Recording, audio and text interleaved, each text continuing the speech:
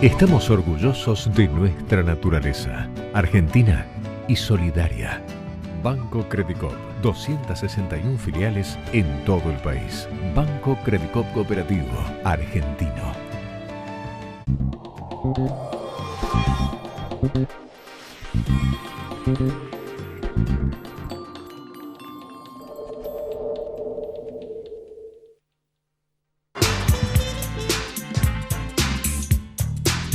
¿Qué tal? Buenas noches, bienvenidos una vez más a la Cultura del Trabajo. Seguimos sin Claudio Marín, pero seguimos informándolos, como hacemos cada martes, tratando a fondo la realidad del país. Lamentablemente nos toca dar malas noticias cada martes que nos encontramos. Ayer se oficializó la venta de C5N.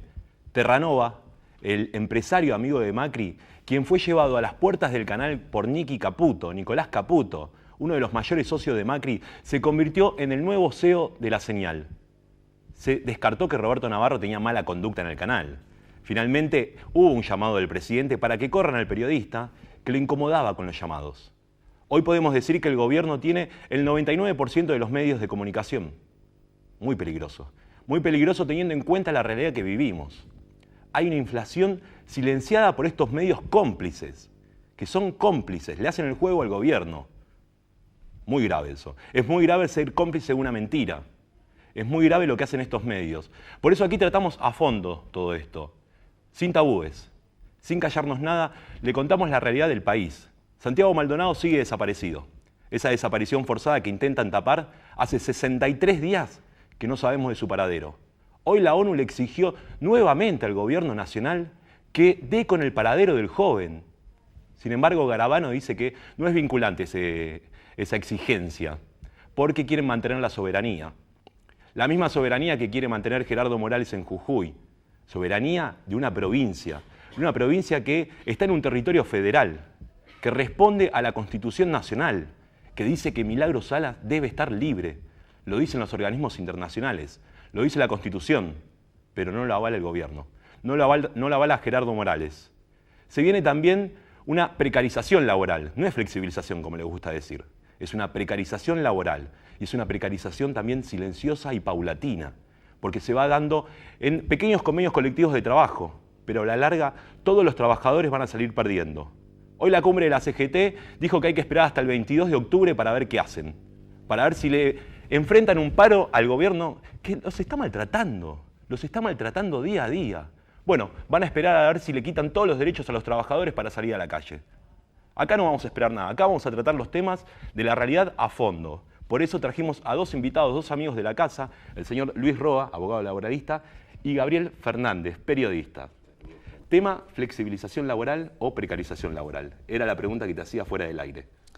Mira, creo que estamos en una etapa previa a la flexibilidad laboral. Los 90 se caracterizaron por una flexibilidad laboral que significaba ¿qué? Significaba una correlación de fuerzas entre capital-trabajo ya previamente producida por el debilitamiento de la clase obrera y sus estructuras organizativas. A ver, la clase obrera llegó a los 90 con la derrota de la dictadura militar, tanto del aparato productivo como de sus estructuras organizativas y el devastamiento de sus comisiones internas. Con una reorganización a medias a mitad de los 80, pero con un Teatro San Martín que recuerdo cuando lo voltean a Saúl Ubaldini. Con estructuras que claramente frente al desempleo, a la subocupación demandante, con un aparato productivo devastado y con la hiperinflación, eran estructuras débiles, eran estructuras fragmentadas. En ese escenario, ¿qué hizo el gobierno de entonces? Simplemente dio rienda suelta a los convenios colectivos de trabajo y dejó que cada cual pusiera sobre la mesa el poder que tuviera. El capital tenía su poder el sector sindical. La debilidad del sector sindical dio las condiciones para que hubiera una flexibilidad laboral. Es decir, reinterpretar las relaciones laborales conforme a una lógica gerencial. Pero no era un movimiento sindical similar al que está hoy en día. Era un movimiento mucho más débil, con muchos menos afiliados, más endeble. Ahí está el punto. Exactamente ahí está el punto. Porque precisamente, y el caso brasileño es exactamente igual. Venimos de 10, 12, 14 años de fortalecimiento de las estructuras, primero las condiciones materiales sobre las que la clase trabajadora edifica su día a día, es decir, una economía sostenida sobre la economía real, valga la redundancia, no sobre la desvalorización financiera, sobre la financiarización de la economía, una estructura que cree en el empleo, que cree en el consumo popular, es decir, lo que los economistas llaman el incremento de la demanda agregada, y un sindicalismo que se vio fortalecido en sus 3 niveles, su capacidad de organización, tanto en Brasil como en la Argentina, su capacidad de negociar colectivamente y su capacidad de batalla en el conflicto, la huelga. En Brasil esto fue posible, la reforma laboral, porque hubo un golpe civil que permitió agarrar y llevarse por delante los sindicatos y de toda la sociedad civil. En la Argentina, con un sustrato ahí de democracia liviana, de derecho soft, lo que se está haciendo es modificar la correlación de fuerzas. Es decir, esto me parece fundamental para entender la etapa que se viene. Primero hay que debilitar a los actores. Por eso van contra los sindicatos, contra la negociación colectiva, contra el derecho de huelga, contra los abogados y los jueces laboralistas. ¿Y cómo se meten con los sindicatos? ¿Cómo? Particularmente... Te estiré un ladrillo, pero no, digo, no me creo. parece que están atacando a muchos sindicatos de manera diversa. Por un lado, la libertad sindical, intervenirlos. Por el otro lado, demonizarlos. Digo, ¿cuál es el arma más fuerte del gobierno para romper los sindicatos que hoy son su principal enemigo? Hay que reconocerle una virtud nociva a este Algunos, gobierno. ¿no? Algunos, aclaremos algunos. Hay que reconocerle una virtud nociva a este gobierno, su capacidad para abrir varios frentes a la vez y sostenerlos todos. Lo dijo el ministro de Educación. Exactamente, aprendimos escuchándolo, al menos eso lo aprendimos. Pero lo que sí claramente, ya sea por la vía de la estigmatización, ya sea por la vía del carpetazo, ya sea por las vías de hecho, ¿a qué me refiero con las vías de hecho? Este gobierno prescinde de aplicar las más elementales normas que están escritas en el derecho laboral colectivo. ¿Cómo cuáles? Ejemplo, no convocar a la paritaria nacional docente. Por ejemplo, no homologar un convenio colectivo cerrado como el caso de los bancarios. La paritaria con el... Exacto. Por ejemplo, darle curso a denuncias penales que terminan interviniendo sindicatos cuando la más elemental adecuación al derecho implica que la que tiene que intervenir es la Justicia Nacional del Trabajo. Es decir, vías de hecho. Es decir, hay una orden judicial, hay una ley, no la acato, voy por el costado. Procedimientos preventivos de crisis iniciados y que nunca tramitados, el caso de PepsiCo, el caso de Atanor, el caso de los petroquímicos con Atanor, el caso de PepsiCo, es clarísimo. A ver, cuando un juez sale y dice, de pronto, mira, tienen que reinstalar a fulano, sutano, mengano, bueno, entonces, ¿cuál es la vía de hecho? No toma un abogado el gobierno. Simplemente, en vez de tener un buen abogado que conteste las resoluciones judiciales, agarra, te carpetea o te manda al Consejo de la Magistratura como juez. Por eso digo, hay una etapa que es para debilitar a los actores que de alguna manera están empoderados y que han manejado históricamente las herramientas con las que los trabajadores defienden sus derechos e intereses, y contra ellos viene el ataque. Reitero, la justicia, los jueces, los abogados, los operadores jurídicos que actúan sobre el mundo del trabajo y los sindicatos. Gabriel, ¿podemos agregarle los medios a esa lista? Y sin duda, creo que hay una relación. Vos decías 99%, es una torsión con respecto a la psicología social. El macrismo logró un 35% en las PASO. Podrá aumentar un punto más, digo, habrá alguna variante, pero si vos tenés una capacidad de emisión hacia la misma sociedad que te genera del 99%, pero representás al 35% de la opinión, la distorsión es fuerte y termina enfermando a la comunidad, que no tiene voces expresivas. Yo no creo en la censura individual de tal o cual periodista, sino en la social. ¿Qué sucedió cuando se anuló la perspectiva denunciante de Navarro, por ejemplo, entre muchos otros? Todo un sector de la comunidad que se veía reflejado en ese material, hoy no lo tiene al aire. Eso es grave, y es grave porque perjudica la capacidad, el derecho informativo de la población, y también perjudica la capacidad de análisis de la población. Decir que hay otras vías para informarse. Sí, un derecho que está garantizado en la Constitución. Pero entonces, ¿vos querés decir que no se censura al periodista, sino se censura la información del periodista o lo que puede aportar? Creo que la irrupción de Horacio Berbisky en el programa de Navarro combinó dos elementos que preocuparon mucho. Por un lado, la crítica al sistema estructural, de algún modo lo que Luis venía señalando, pero por otro lado combinado con el arrebato de la principal bandera, que es la honestidad. Y con esto el gobierno se sacó la piedra del zapato y ya no tiene ninguna. Y vos fíjate que ellos llegan como en la salidera bancaria, al ladrón, cuando los ladrones son ellos, ¿no? Entonces, Berbisky lo que puso sobre la mesa, las investigaciones que hemos difundido, es, miren, fíjense cómo van a tener firmas en 17 compañías offshore, que son para el lavado y para la evasión. Cómo se enriqueció la familia Macri. Entonces, claro, molesta mucho. Y molesta mucho porque están peleando estructuralmente el control de la opinión pública y en lo inmediato el voto a voto. Ellos saben que tienen que batallar para que el soporte tradicional de papel de AM y de televisión esté controlado para poder orientar la tercera edad, a la cual están golpeando y le están mintiendo de manera descarada.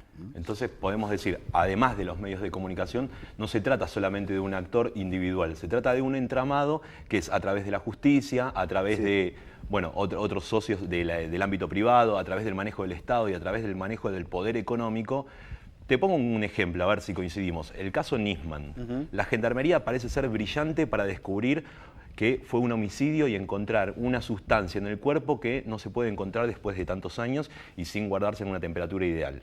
Hoy la Gendarmería lo encontró, pero no parece tan capacitada para encontrar a Santiago Maldonado, que sigue desaparecido hace 63 días. Entonces, ¿hay una complicidad general en todos los actores? Sí, primero el caso de Nisman es un armado muy loco del oficialismo y del poder concentrado. Ahora lo meten a Estados Unidos en el juego investigativo, lo cual es una vergüenza por la pérdida de soberanía que implica, pero además, frente al tema memorándum Irán, se está golpeando a la única iniciativa estatal destinada a investigar quién fue el verdadero autor del atentado a la AMIA.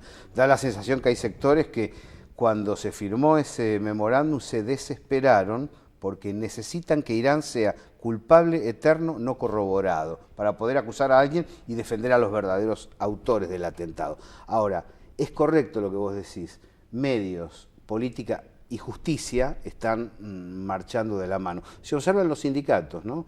La acción política se habla de mafias, los jueces adscriptos actúan y golpean y los medios desprestigian a los dirigentes sindicales. Creo que ahí hay que tener cuidado, ¿no? No hay que caer en el análisis de, bueno, pero el caballo se equivocó, el pata se equivocó. Ojo al piojo, acá le están pegando a la gente para que la gente no tenga defensa laboral, para que pueda ganar menos, para que le suban los precios, para que le compliquen la existencia, para que le suban las expensas y no pueda patalear, no tenga herramientas para protestar. Claro, recién ahí decías algo interesante que vos por ahí, Luis, lo podés responder, es, de acuerdo el tipo de sindicalista, si es vinculado al gobierno, caso Momo Venegas, que hoy ya no está más, pero digo, fue un actor principal del gobierno, fue un sostén dentro de las 62 organizaciones de la CGT. Bueno, ahí no se lo investigaba. Caso Pata Medina, como mostró una beta opositora al gobierno, se lo investiga. ¿Qué herramientas se usan para hacer estas intervenciones? De herramientas legales, ¿no? Estamos hablando. A ver, bueno, según el ministro de Trabajo, lo del Momo Venegas es una cuestión de derecho sucesorio, ¿no? Pero bueno, en fin, acá insisto con esto de las vías de hecho. Insisto con las vías de hecho porque la verdad que la actuación de la justicia penal, y sobre todo en dos casos testigos, como son la intervención del sindicato del Caballo Suárez, que recién decía Gabriel, o en el caso del SOMU, ¿no? El SOMU, y en el caso de Plaini, fue vergonzosa. Definitivamente vergonzosa, es decir, no tiene asidero ni correlato jurídico esa intervención. No hay margen para la intervención por parte de la justicia penal. Y aparte, son dueños y señores del sindicato. A ver, lo mismo que reprochaban del Caballo Suárez y eventualmente la falta de transparencia y democracia sindical está pasando a 2 años de la intervención de esta señora que ahora pretende ser la segunda senadora por la provincia de Buenos Aires. Es decir, lo que creo que acá están avanzando... Susana González. Sí, parece, uno ya ni sabe el nombre porque en realidad parece la candidata, parece la señora gobernadora, pero sí, Susana González o González. Pero el formato es este, no importa, avanzar y disciplinar. Algo que decía Gabriel me parece muy importante, el rol que juega el partido judicial.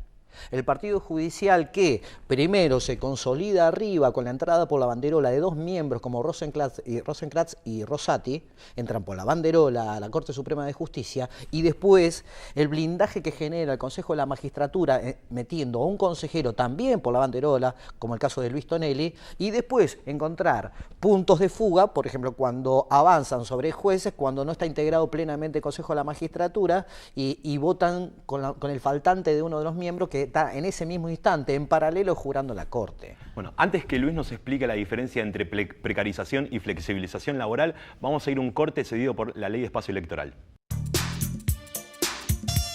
Bueno, recién mientras estábamos en el corte acá con la mesa, dialogábamos sobre el electorado que tiene Cambiemos, sobre la forma de informarse. Y Gabriel, vos me decías algo muy interesante, era el rango etario que tiene Cambiemos, en el 35% es aproximadamente su electorado. Me dijiste algo de eso. Electorado en y general, el rango etario me dijiste que era por encima de los 50. Superior de los 55, sí. ¿Por qué? Porque tiene ¿Por qué la diferencia entre los jóvenes, ¿no? menos posibilidad de comunicarse con su entorno. La soledad es algo fuerte y ahí el soporte tradicional de la pantalla, la AM y el papel mandan. Mientras que los jóvenes buscan otra información a través de vías alternativas. Eso lo comprobamos todos los días en la señal medio, en distintos espacios, donde llega una catarata de pibes que se manejan por la web y cuando no confían en tal información entran a otra. No digo que confíen solo en una, pero dan vuelta hasta que van encontrando algo que se aproxima. Esto me preocupa porque hay que defender el derecho de los trabajadores pasivos y de la ancianidad en general de informarse adecuadamente. No corresponde que haya un discurso unilateral que les diga todo esto es así y no tenés otra opción para informarte. Ahora, el tema del voto, de todos modos, yo quisiera señalar, por un lado, que el movimiento obrero argentino está respondiendo, pero por otro lado, el voto no es tan diferente al histórico. Cambiemos a gerenciado el radicalismo. Este 30-35 y es el balvinismo, el del arruismo, el macrismo. Nada más que pusieron gerentes donde antes había punteros radicales. Mientras que el movimiento nacional ha crecido en su base, porque tiene un 30 y pico, pero está dividido, llega al 60 aproximadamente. Por eso el tema de la unidad es muy importante. Yo sé que a algunos les fastidia, pero independientemente de lo que se diga de tal o cual dirigente, hay que tomar en cuenta que la matriz de voto de base es la misma. Estoy hablando de la Unidad Ciudadana, PJ, Frente para la Victoria, en varias provincias van todos los sellos, Frente Renovador y Cumplir. Cuando vos haces un trazo grueso del conjunto del votante promedio, te encontrás con que hay muchas similitudes y banderas comunes que cuestionan los planes financieros antiproductivos. Pero esta división vendría a ser servicial al macrismo. Sí, esta sin división. duda. ¿Hay actores externos jugando ahí? Sin duda, sin duda. Yo creo que hay errores propios, fuertes errores, que se deben mencionar y es necesario una crítica hacia adentro de los sectores nacional populares y también operatorias externas que lucran con ese tipo de dilema. Bueno, y lo prometido, precarización. ¿Por qué precarización laboral y no flexibilización? Además de lo que nos contaste en la etapa de los 90, hoy, ¿qué trae esta precarización que, por cierto, no se va a dar en el Congreso? No va a ser una ley que el macrismo lleve al Congreso, sino que se va a ir dando en pequeños convenios colectivos de trabajo y después llegando a los más grandes. Se va a dar fundamentalmente a través de lo que está haciendo una redistribución regresiva del ingreso, es decir, la lógica de las metas de inflación que se dirige desde el Banco Central. Esto de las metas de inflación, el año que viene, se estima una negociación paritaria en el orden del 8%. Acaba de decir el presidente de la Nación, una inflación que se estima en el 12% y un tope salarial del 8%. O sea, seguimos perdiendo masa salarial. Vamos perdiendo masa salarial. Porque si una inflación del 12 y el 8% de paritarias, te queda un 4% abajo del salario, y teniendo en cuenta que este año la paritaria fue del 20%, el techo fue aproximadamente, uno cerrado en 18, otro en 20, salvo los docentes, que se plantaron y tuvieron una lucha muy digna, los demás gremios cerraron en el 20% como tope. La inflación ya está por encima del 20% y nos quedan 2 meses más. La política económica dictada desde el Banco Central indica un régimen de metas de inflación. Es decir, la inflación como excusa de todo, como siempre, como buena parte del discurso neoliberal, pero fundamentalmente inclinado a enfriar el mercado, a enfriar la economía, deprimir la demanda agregada. ¿Y qué significa deprimir la demanda agregada? Y que no podemos no podamos resolver el consumo básico de los compañeros, del pueblo, de la clase trabajadora. Ahí apunta fundamentalmente. Pero vos preguntabas precarización. ¿Por qué precarización? Porque separado a un lado la cuestión salarial, ¿qué es lo que queda en la discusión? Las condiciones de trabajo. Que eso para los convenios colectivos de trabajo. Exactamente, con lo cual aquí va a haber una discusión empresa por empresa, sector por sector, sindicato por sindicato, del mismo modo que fueron por el convenio ahí en Vaca Muerta, los petroleros, del mismo modo que avanzaron sobre los lecheros, que es un sector muy importante lo que ha pasado en Atirra y sobre todo la seccional del General Rodríguez que ha rechazado el acuerdo. Es decir, el avance sector por sector. Y el plan de salvataje básico. de la empresa Sancor también. ¿No entra en ese convenio? Sí, aparte, ¿cuál es el planteo? La estigmatización de los derechos de los trabajadores. Los trabajadores ya no tienen derechos, tienen privilegios. Es decir, son culpables de aquello que les falta.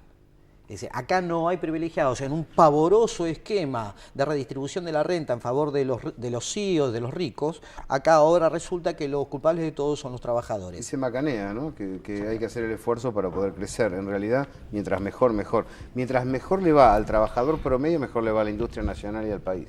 Bueno, tenemos un mensaje de Oscar Domínico, un mensaje muy particular. Nos cuenta que trabajó 40 años en una empresa. Dice, ¿algún empresario que haya aportado una obra social, un recreo, algo a los trabajadores?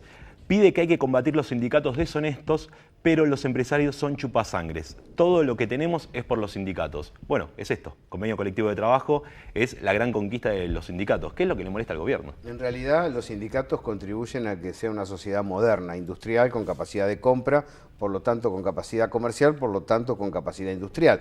Sin los derechos sociales no hay mercado interno, y sin mercado interno no hay nación. Al no haber nación se desmembra la columna vertebral, y la columna vertebral, tanto para el movimiento nacional como para el país, son los trabajadores. Por eso me parece importante que nadie vaya a pensar que una campaña en contra de los sindicatos lo puede beneficiar porque hay un dirigente malo. Eso prácticamente no significa nada. Al país en su conjunto lo perjudica cuando cada trabajador pierde poder de compra, porque compra menos productos de bienes de producción y consumo. Por lo tanto, hay menos industria. Esto es lo que los liberales siempre hacen, y por eso todo eclosiona mal, todo termina mal. Yo creo que hay que dejar de fingir demencia, porque esto ya lo vivimos, ¿no? Y explotó en el 2001. Estamos yendo en la misma dirección. Hay que terminar con esta tontería de tener planes económicos recesivos. El hecho de que lo tapen con las tapas de los diarios no implica que no sean recesivos. La Argentina está cayendo económicamente y necesitamos producción e inversión. ¿Coincidís, Luis? Sí, fundamentalmente, y además, desde el punto de vista de las relaciones laborales, este plan apunta a la fragmentación social.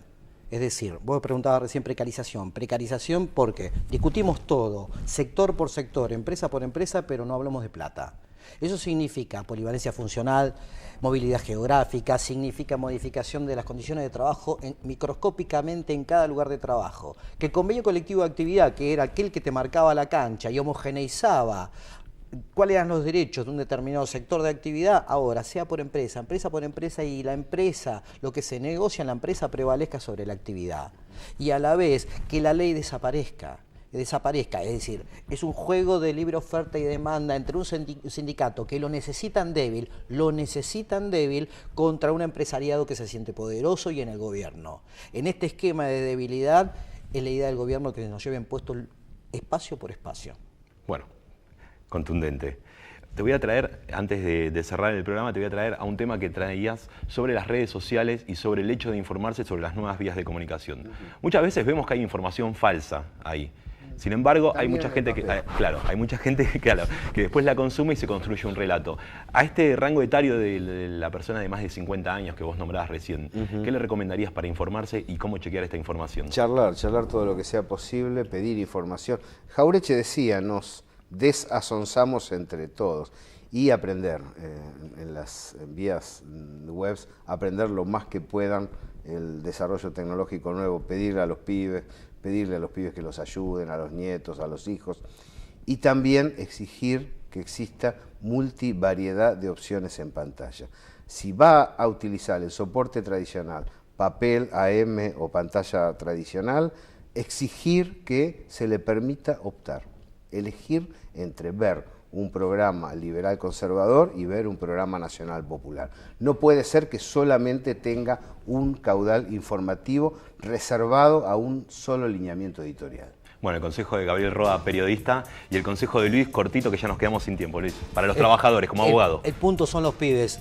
Entre 2013 y 2015, 1 de cada 2 trabajadores que ingresaron al circuito formal están afiliados. Ahí está la solución del sindicalismo y la base para modificar la correlación de fuerza y fortalecer el movimiento obrero. Bueno, nos quedamos sin tiempo, les agradecemos por estar del otro lado. Nos encontramos el próximo martes con más La Cultura del Trabajo. Buena semana.